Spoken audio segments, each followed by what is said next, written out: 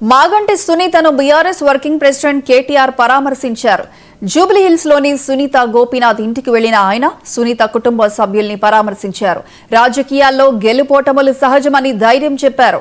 ఎన్నికల్లో సునీత గోపీనాథ్ తో పాటు వారి పిల్లలు చూపిన స్ఫూర్తిని, పోరాటాన్ని కేటీఆర్ అభినందించారు. కాగా ఇటీవల జరిగిన జూబ్లీహిల్స్ బై ఎలక్షన్ లో కాంగ్రెస్ అభ్యర్థి నవీన్ యాదవ్ కు సునీత గట్టి పోటీ ఇచ్చారు.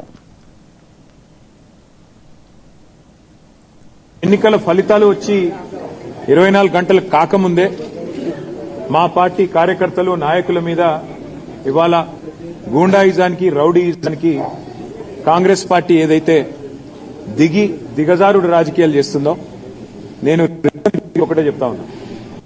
10 ఏళ్లు మేము ప్రభుత్వంలో ఉన్నప్పుడు మీరు ప్రతిపక్షంలో ఉన్నారు.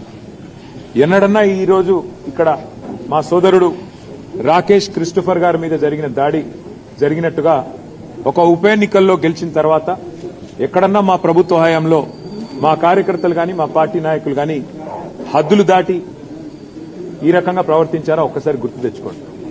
ఒకవేళ మేము కూడా ఆనాడు 7 ఉప ఎన్నికల్లో, 2 కార్పొరేషన్ ఎన్నికల్లో, జిల్లా పరిషత్ ఎన్నికల్లో గెలిచిన తర్వాత విజయ గర్వంతో విర్రవీగి నిన్న మీ వాళ్ళు ప్రవర్తించినట్టుగా మా పార్టీ గుర్తైన కారు గుర్తుని ఏదో ఊరేగింపు చేస్తూ, అవహేళన చేస్తూ చిల్లరగా ప్రవర్తించుంటే ఇవాళ మీరెక్కడ ఉండేటోళ్ళో ఆలోచించుకోండి.